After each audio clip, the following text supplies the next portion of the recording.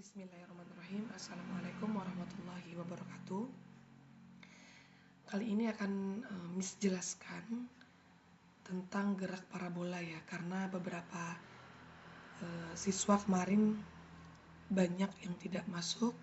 Jadi saya rasa saya perlu membuat record ini gitu ya. Nah, kemarin kita sudah belajar gerak lurus beraturan dan gerak lurus berubah beraturan ya, dimana gerak lurus beraturan itu adalah gerak yang kecepatannya itu konstan gitu kan. Juga yang GLBB atau gerak lurus berubah beraturan, kecepatannya itu berubah-ubah yang menyebabkan benda ini itu mengalami percepatan. Itu jadi kuncinya pada GLB kecepatannya tetap, pada GLBB kecepatannya berubah-ubah dan mengalami percepatan. Nah, kali ini yang ingin saya bahas yaitu gerak parabola. Nah, gerak parabola ini seperti kalian lihat di layar, gambarnya itu lintasannya seperti parabola. Nah, gerak parabola juga itu merupakan gerak gabungan dari GLB dan GLBB gitu ya. Komponen GLB-nya itu terletak pada komponen sumbu X gitu. Ya, sedangkan untuk komponen GLBB-nya itu terletak pada sumbu Y. Nah, kalau sumbu Y itu kan vertikal ya. Artinya rumus yang akan kita gunakan nantinya untuk sumbu Y adalah gerak vertikal ke atas. Kenapa? Karena semisalnya di sini ada bola yang kita luncurkan itu ya kita luncurkan ke atas arahnya gitu ya. Maka di sini bisa kita gunakan GVA nanti rumusnya.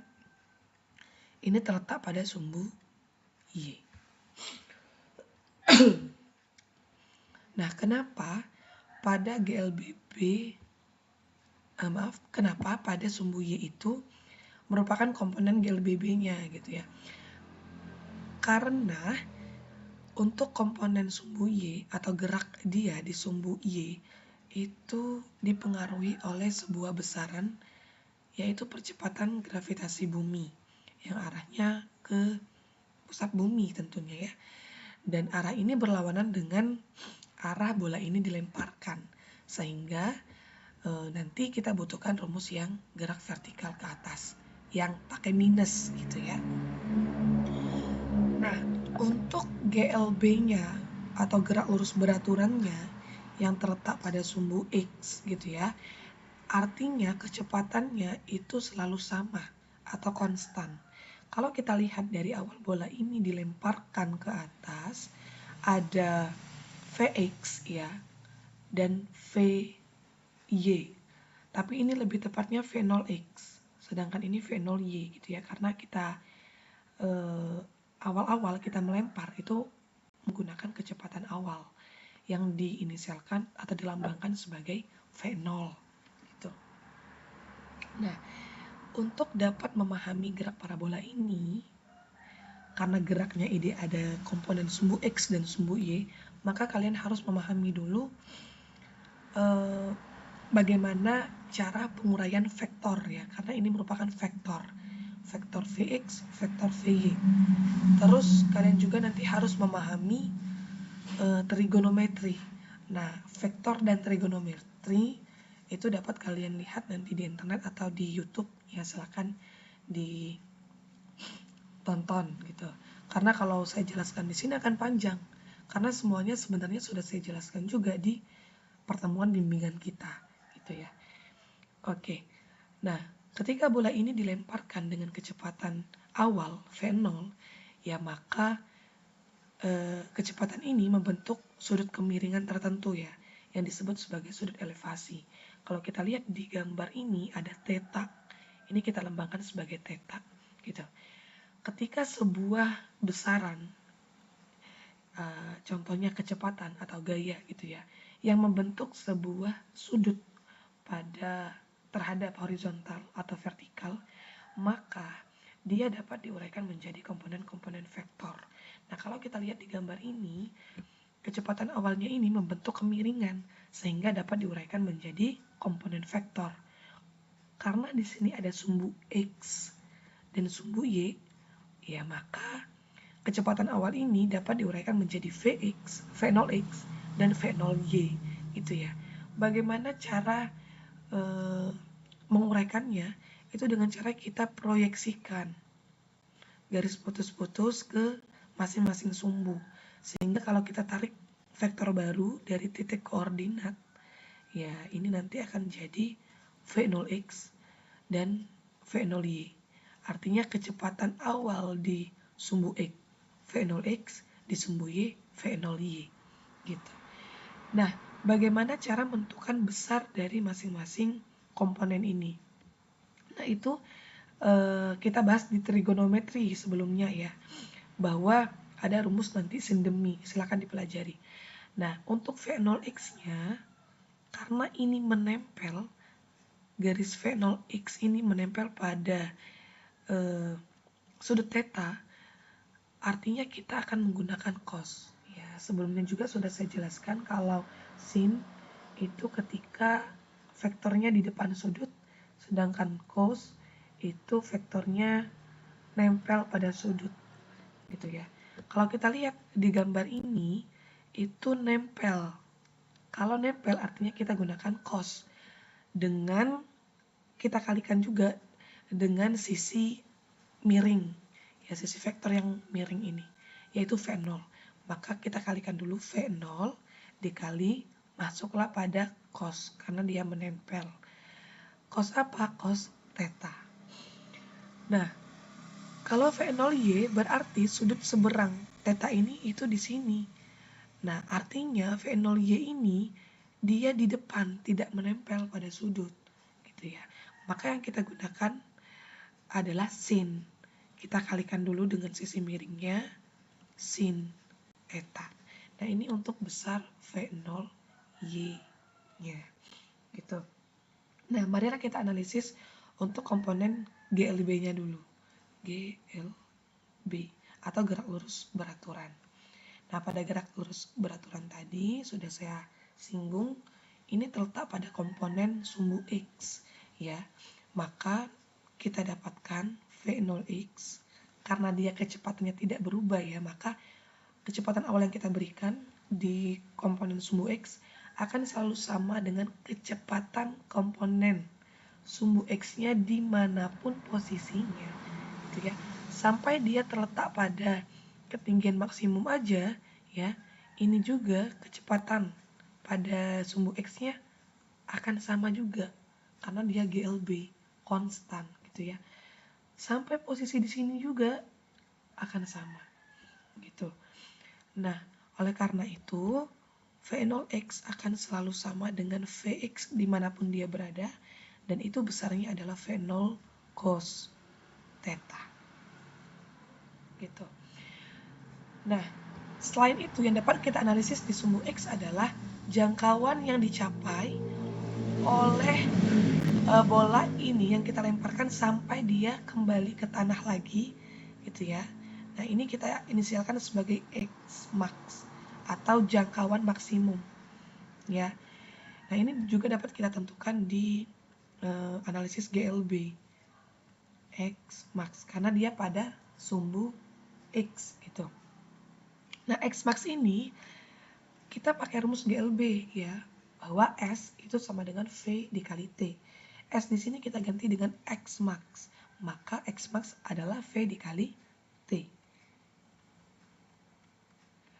Karena ini adalah sumbu X, maka V yang kita gunakan adalah Vx dan T yang kita gunakan adalah waktu yang diperlukan bola ini dari awal sampai akhir dia kembali lagi ke tanah, gitu ya.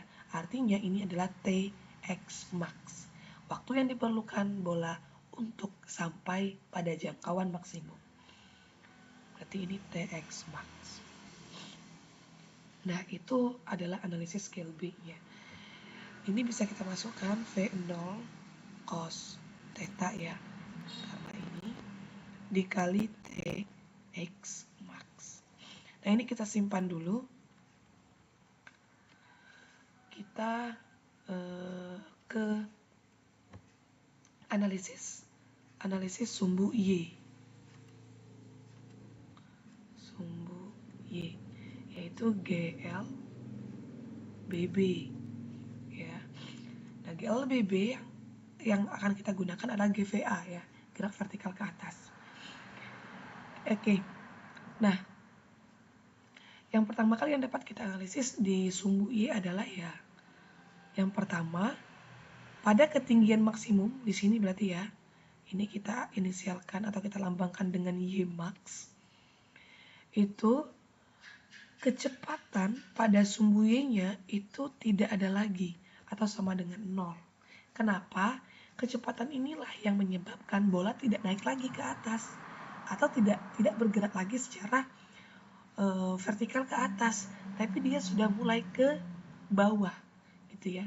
Dia sudah mulai ke bawah. Karena itu mohon maaf, kenapa dia tidak langsung jatuh ke bawah aja gitu, mengikuti arah Y max ini sampai di sini. Tidak ya, karena masih ada kecepatan pada sumbu X-nya atau Vx. Ya, karena dia tadi selalu sama kecepatannya. Maka inilah yang menyebabkan bola jatuh ke bawah, tapi dia tidak langsung jatuh. Ya, dia agak membentuk parabola lagi karena masih ada Vx-nya. Nah, kenapa dia masih bergerak secara vertikal? Tidak langsung aja ke sana gitu ya. Ini tidak gitu ya. Kenapa? Karena masih dipengaruhi oleh percepatan gravitasi bumi ke bawah, ke pusat bumi. Gitu ya. Oke. Kita lanjut. Ketika kita lemparkan bola ini ke atas sampai ketinggian maksimum, maka kecepatan pada sumbu Y-nya itu sama dengan 0. Ya, maka kita bisa gunakan rumus yang pertama pada gerak vertikal ke atas, bahwa V sama dengan V dikali V dikurang GT. Nah, karena dia sumbu Y, maka V-nya kita gunakan VY. Ini juga V0 tadi ya, berarti ini V0Y. Sedangkan ini adalah TY max pada ketinggian maksimum. Oke, tadi VY-nya sama dengan 0. Ini kita analisis pada ketinggian maksimum ya.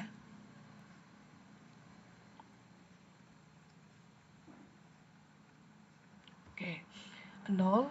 V0-nya ya kita masukkan, V0Y yaitu V0 sin theta. V0 sin theta min G TY max. Nah, ini kan G TY max-nya negatif nih. Kita pindahkan ke ruas kiri jadi positif.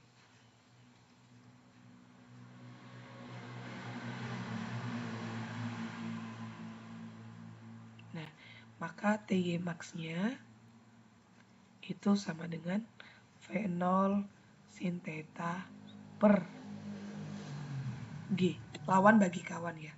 Lawannya ini, kawannya ini. Oke.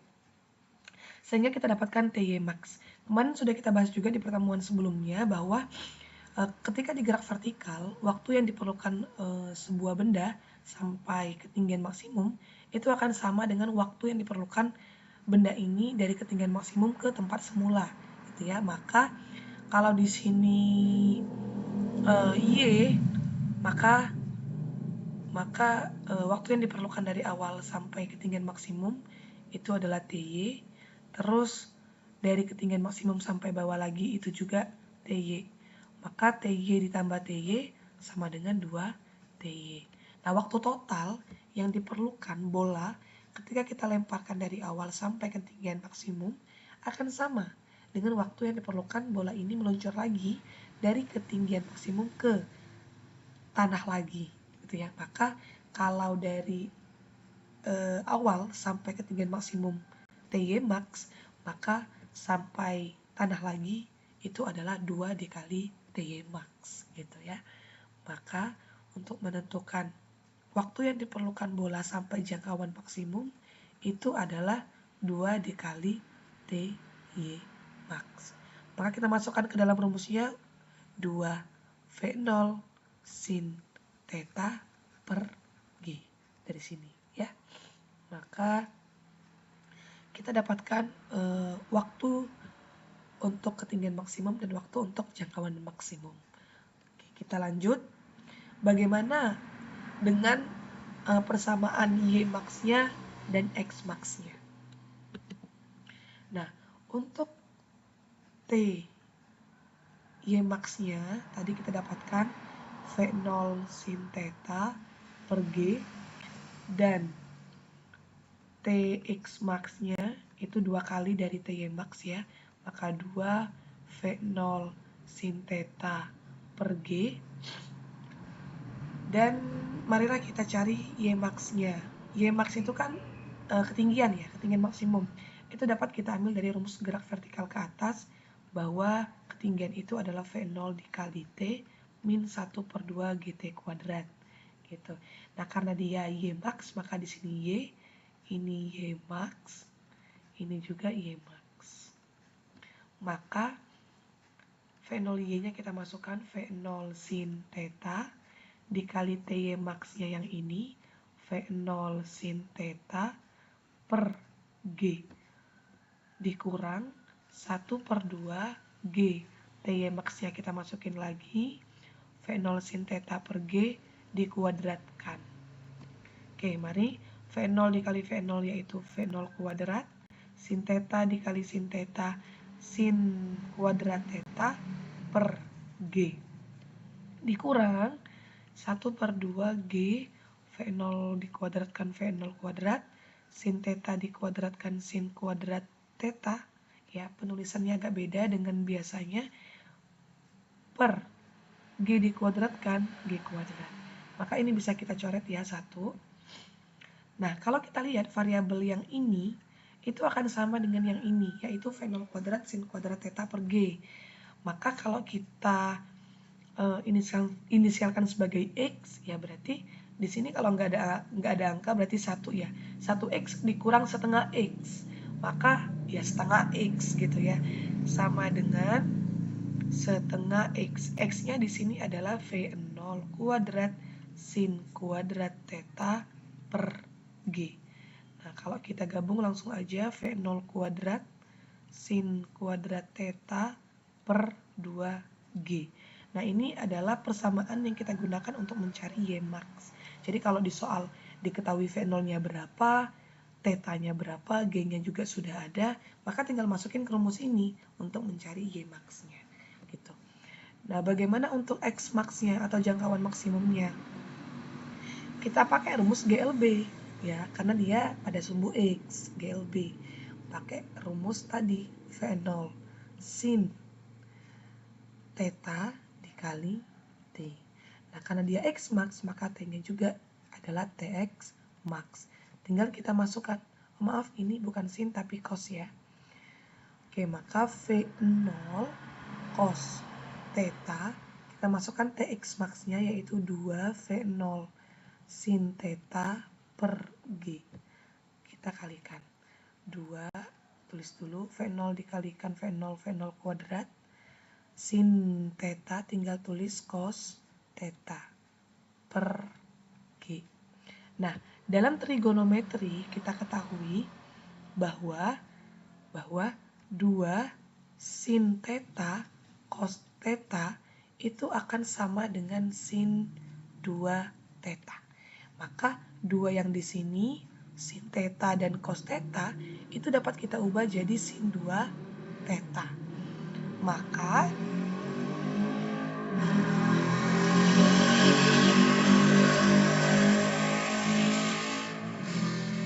maaf iklan, maka X max-nya dapat kita ubah jadi V0 kuadratnya kita ambil dulu. Terus yang 2 sin theta cos theta kita ubah jadi sin 2 theta ya. Sin 2 theta per G. Maka untuk mencari persamaan, untuk mencari X max kita pakai persamaan yang ini. Gitu. Nah, jadi kalau di soal diketahui V0-nya berapa, theta-nya berapa, G-nya berapa, maka tinggal dimasukin aja ke rumus yang ini. Gitu. Oke, ini aja untuk gerak parabola. Ya. Habis ini akan kita lanjutkan ke gerak parabola. Bagaimana kalau dia diluncurkan di bidang miring. Kalau ini kan dia diluncurkan atau dilemparkan di bidang yang datar. Dan nanti akan saya jelaskan bagaimana ketika dia meluncur di bidang yang miring gitu. Oke, terima kasih. Wassalamualaikum warahmatullahi wabarakatuh.